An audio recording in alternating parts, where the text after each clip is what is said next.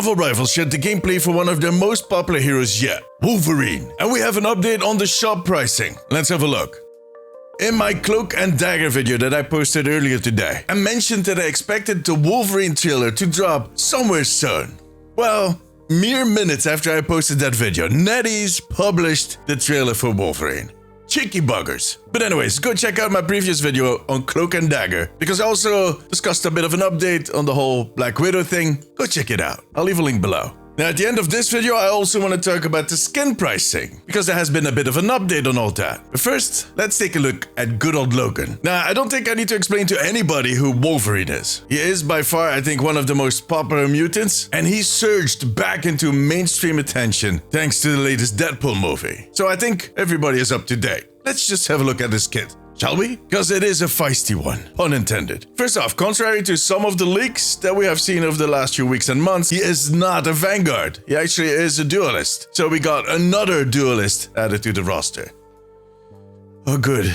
He has some really good mobility, especially during his fight, and he packs a serious punch. If he is going to focus you, you are going down. See, he has this rage meter that will fill up slowly every time he punches you. And that rage meter clearly empowers him, allows him to put out more damage. But it also kind of changes his haircut. It's a funny little detail, but as his rage grows, those two iconic hair horns, I don't know what to call them, grow out. It is hilarious. You know what? I tried that once, ended up with this beard. I'm not complaining though.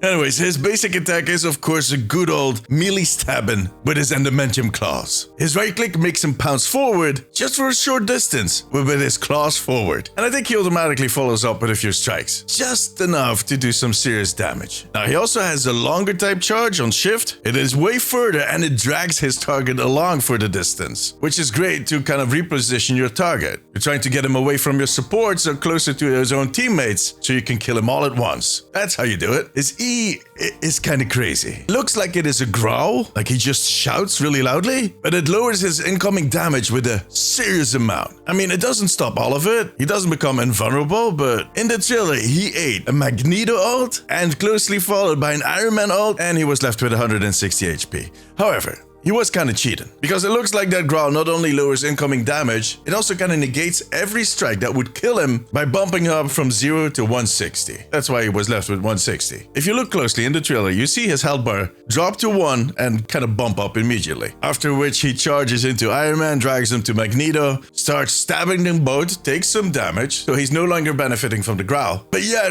managed to kill both of them. Good job. And you know what? You ain't seen nothing yet. His ultimate. Dude. I have no idea what I should call it, but it basically is him grabbing whoever's in front of him, leaping up, taking them with him on his claws, and then just kind of crashing them down to the floor anywhere he wants in a certain radius. But when he comes down and hits the floor, he does a humongous amount of impact damage. Anybody that stands around is gone. His ultimate could allow him to wipe a complete team all by himself.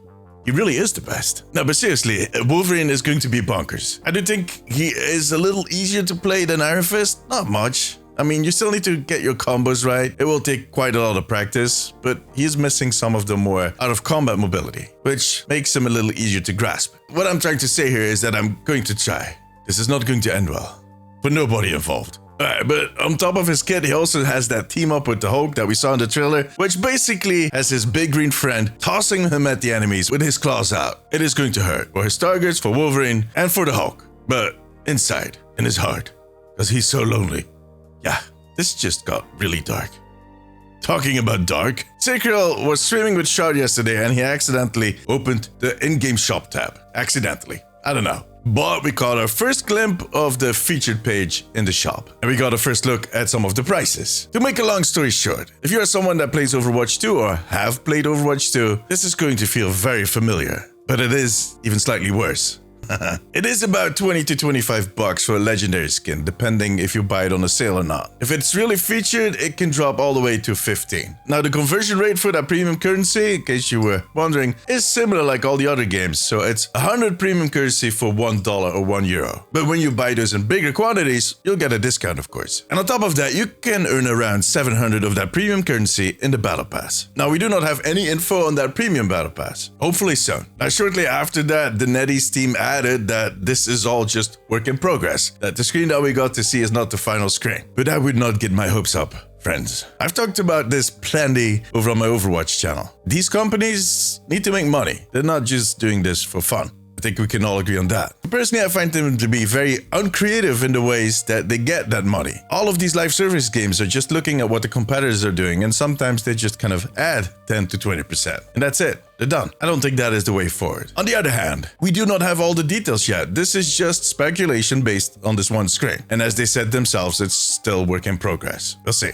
If we get an update, I'll post about it. And second, these cosmetics will not influence your gameplay. It's not going to get in the way of your experience. Personally, I find myself really losing interest in all types of cosmetics in Overwatch and Apex in all the games that I play. And mainly that is due to the pricing. And I think for Marvel Rivals, it's just going to be the same deal. I don't need to buy these, so if they don't manage to convince me, I won't. Simple. The one skin that I most likely will get, however, and that they strategically dropped in the shop, is the Deadpool and Wolverine skin, or Wolverine. That is based on the movie, of course. I love that movie. Cheeky buggers. Part 2. Oh, and they're also giving away a free Iron Man skin on the day of launch. You need to keep an eye on their social media. They'll drop a code on there when the game launches. You can grab that code and get yourself a free Iron Man skin. So keep an eye out. But tell me, what do you think about Wolverine and his kit? And how do you feel about these shop prices? Let me know in the comments. For now, however, that was it. If you like this video, give me a thumbs up. It always helps me out. Maybe check out one of my other videos. And make sure to subscribe because I'm going to be back with a new video very soon, especially today. But until then, take care of yourself, take care of each other. Bye-bye.